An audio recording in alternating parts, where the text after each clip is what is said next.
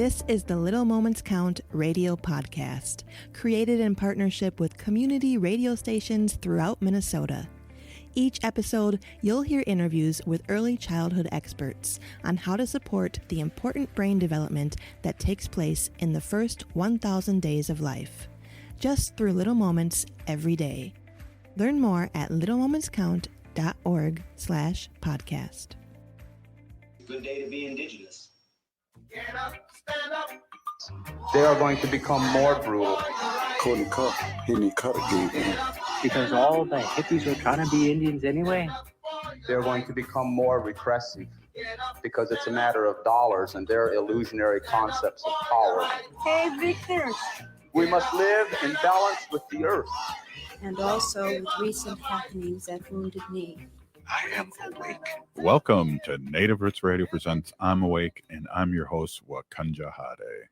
Hey, Kadagi to all my friends and relatives in four directions. You are listening to Native Roots Radio presents I'm Awake, and I'm your host, Robert Pilot. Hey, we discuss local and national Native news and events, Haley, and as you know, Native issues are human issues, and human issues are Native issues. You are right, Dega. This portion of the show is supported by Little Moments Count. Little Moments Count is a statewide collaborative focused on helping parents and caregivers learn about the importance of brain development in the first 3 years of life.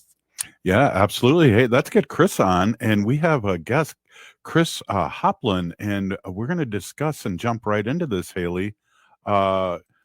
What Little Moments Count, and also the group Reach Out and Read Minnesota's program that Kris is the executive director on. And I want to talk to her and thank her for coming on to Native Roots Radio. Welcome, Kris.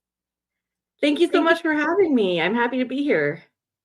This is great. And we, I just have to say this before we get going. We've loved our partnership with Little Moments Count. And one of the reasons is great guests like yourself that are on. And I really appreciate you coming on. And I want to get our audience familiar with you. And I want to ask you if you can share with us your journey and how you became involved with early childhood development. And then eventually leading to your becoming executive director of Reach Out and Read Minnesota. Yeah. My journey with early childhood development really started with Reach Out and Read Minnesota. Prior to that, I had done work in the nonprofit space, but mostly with older youth. But it was an interesting journey because I started with Reach Out and Read shortly after I had my first daughter. So this early childhood development sort of coincided with my own parenting journey, which has been really interesting. And I've been here 10 years, and it's fascinating because all the time we learn new things about early childhood brain development and all of the amazing things happening in kids from birth to 5. And so it's just been a real learning journey for me. Yeah. One of the things that we kind of realize and talk about here, especially when we're talking with educators of young people or Native young people, is how important it is to be read to know what books are about at a very, very early age. And then by the title of your organization, Reach Out and Read, it says it all. Tell us a little bit about how you get the word out there. Yeah, so we partner with currently, I think we're at about 300 clinics and health centers around the state. And what happens at these programs is that a child comes in, and every time they go to the doctor for their well child visit, from the time they're born until the time they go to school, they're presented with a brand new book, culturally and developmentally appropriate book. And then the medical providers, whether they be doctors, nurses, they are using that book and talking about the importance of talking and reading and singing together from birth and why that's so important to early brain development. So we're really getting our message out through these trusted medical providers all over Minnesota. Yeah, and maybe you can elaborate a little bit on what I said about how important it is and how you believe early childhood literacy contributes to really the child's overall development, but also success later in life, I believe. Yeah, absolutely. So there's so much research out there that we rely on that shows that kids that have that relationship with their caregiver, their parent, their loved one, where they are being read to and talked to and told stories to and sang with, that they have language skills that are greater. And that really helps them even as they enter school. Obviously, they enter school more ready. It helps them with reading, but unsurprisingly to some people, it actually even helps them with things like math skills. But we also focus a lot on social emotional learning too.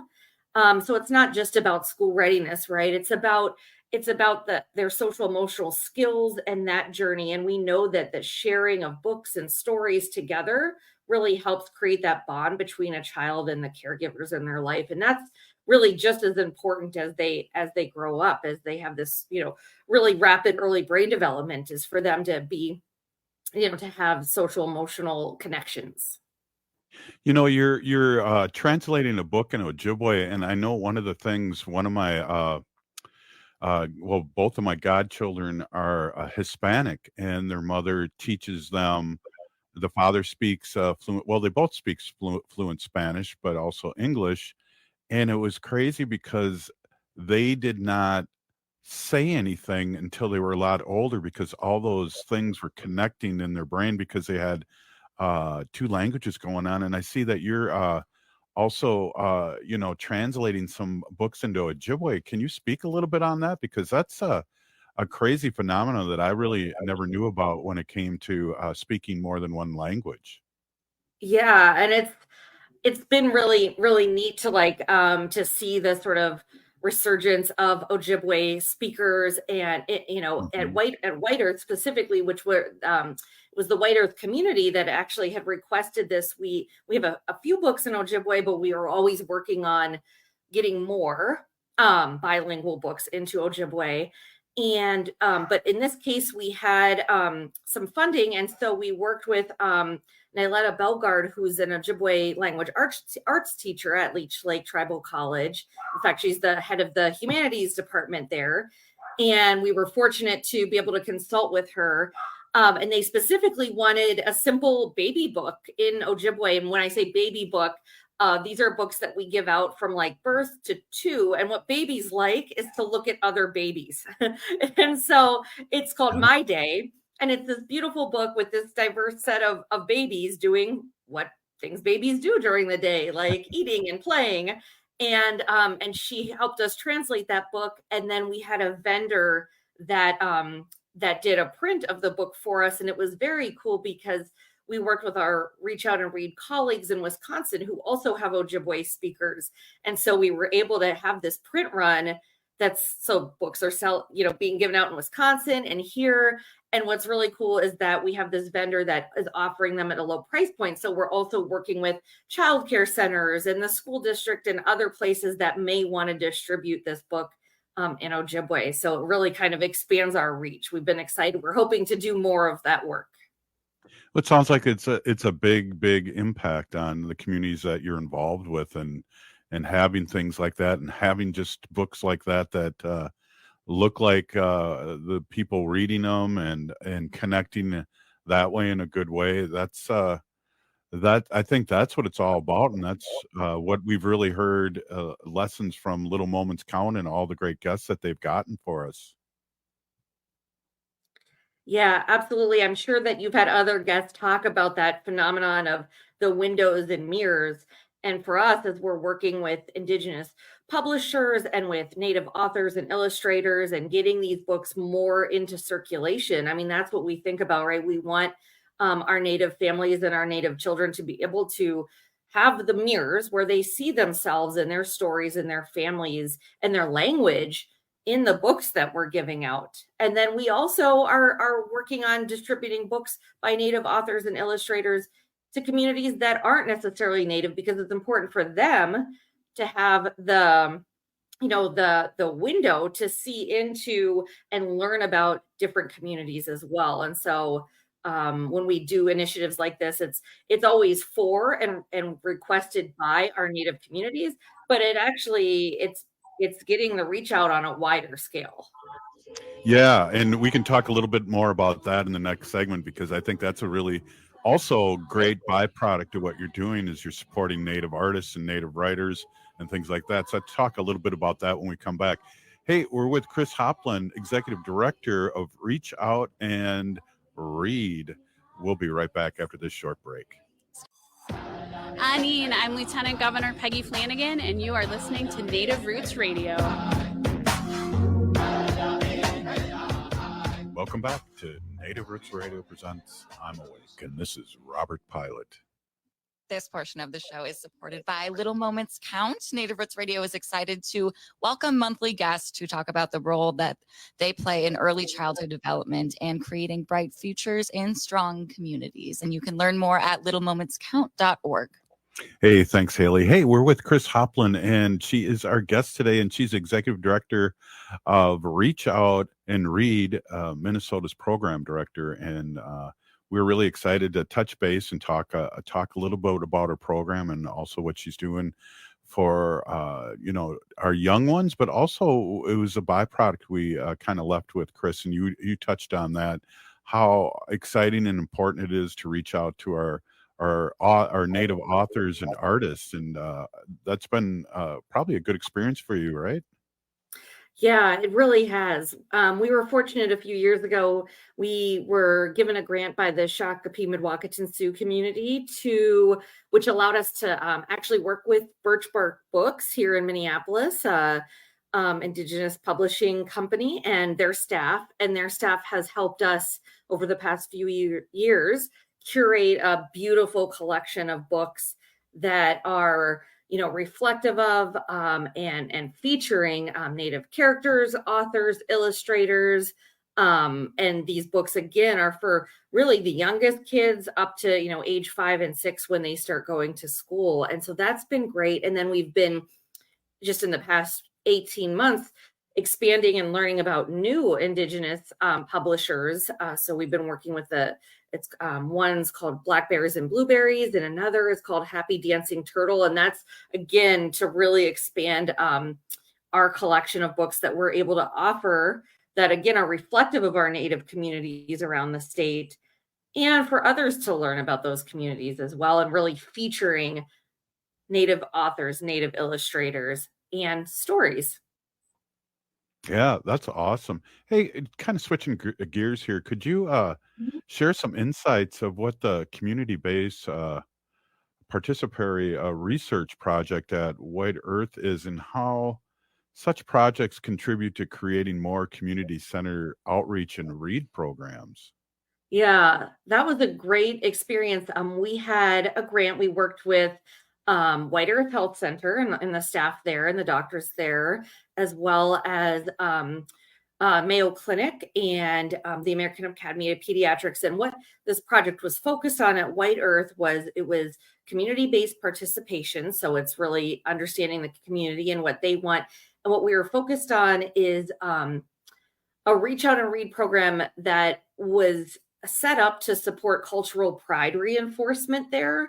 And kind of what does that look like besides just giving out some great books? What else would that look like? And what did the community want to see? And so, of course, that helped us with the book selection. That was actually kind of what started that Ojibwe translation project that we did. But we also did English Ojibwe posters. We did bookmarks that were specific to White Earth. We did, all kinds of literacy materials. And we also ended up creating a website that featured Ojibwe and folks from White Earth doing storytelling, poetry reading, songs in Ojibwe, and reading of books and sharing of books together. And this was actually partly, during sort of the height of COVID. So it was this additional challenge of how can we do this, not necessarily in person, but we want something for kids to be able and families to be able to enjoy together. And then White Earth Health Center helped us distribute that throughout the community. So it was a really cool project. And I think other Native communities and health centers are hoping to sort of replicate that and reinforce that cultural pride in their own specific communities too. Yeah, I was going to ask you that too, as being director of Reach Out and Read Minnesota. Are you going to be mirroring this to any other communities? That's funny you bring that up. I was going to ask you, do you guys have the capacity to do that, or are you more of a mentor to other people doing that?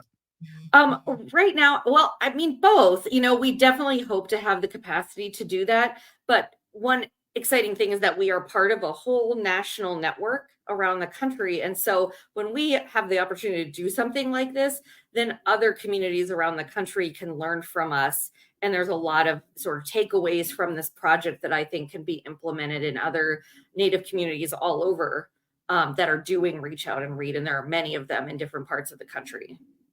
Oh, okay. So this is a national organization that you are Yes, it here in is. Minnesota. Well, that's awesome. I think I probably read that, but I have a good memory, but it's short. I should have possibly read more when I was younger. No, just kidding. Thanks, Haley, for laughing. Oh, Yep. Kris, you laughed too. Thanks. Yes. Haley, do you have anything to add? I have a few more questions, but do you have anything to add? Well, just talking about like Indigenous children's book, two come to mind quickly for me. I know Sharice's big voice. Sharice Davis is Ho Chunk. She has that book of hers, A Native Kid Becomes a Congresswoman, and then also Rhea Thundercloud's book, Finding My Dance. Those are two Ho Chunk authors. Do any other Indigenous books and titles come to mind for you, Kris? That is a great question, and thanks for the suggestions. I am not on the book purchasing side of things here at Reach Out and Read, so I am not super familiar. I wish I was. I wish I had the opportunity to be out at the clinics, and I'm over here trying to do the fundraising and the like. But I will add that to the list. And I would say for anyone listening, we're always looking for more titles, more resources. So if people have suggestions, we would love to have suggestions from the community on additional titles. We're always on the lookout for new resources and new books. Yeah, that was a good question, Haley. Especially Haley and I are Ho Chunk. That's why we bring everything. Everything circles around the people of the big sacred voice, and that's Ho Chunk. And well, you probably already have. I think the lieutenant governor had a child's book out too a few years ago about her rise to Peggy Flanagan. So I'm sure you've heard of that. But that's a good question, Haley. Thank you. So that's asking what is, in your opinion, what role does storytelling play in the development of young minds, and how does Reach Out and Read leverage, and that's a good word, leverage this aspect in programming? Yeah, that is a great question. Thanks for asking that, because I think sometimes people see read in our name, and I always have to sort of push back and say, of course, reading's in our name. Of course, we love books. But what we're really about, and what we really talk about a lot, and our medical providers in the community talk about a lot, is the idea of sharing a story or sharing a book together, because there's a lot of reasons why people might not read a book.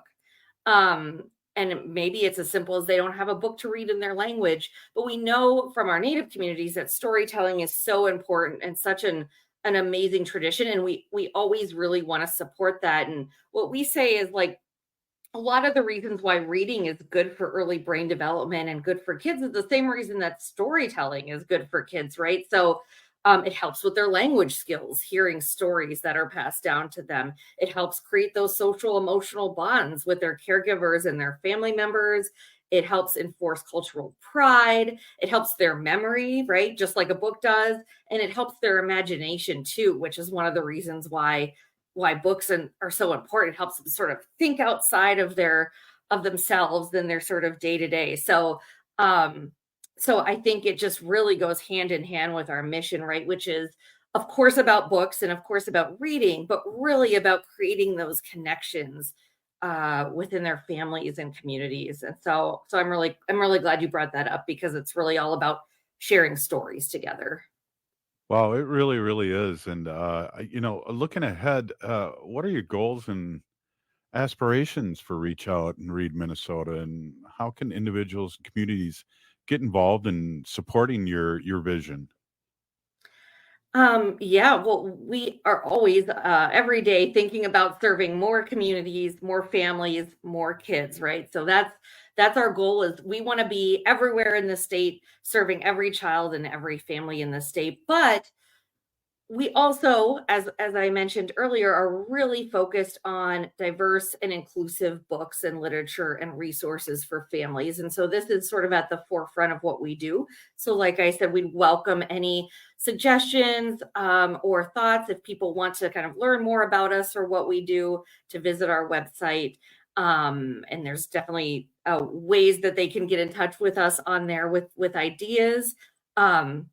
And of course, as a nonprofit, we accept donations. We also have a very robust used book program. And so we're always accepting donations of used books that go back out into the community.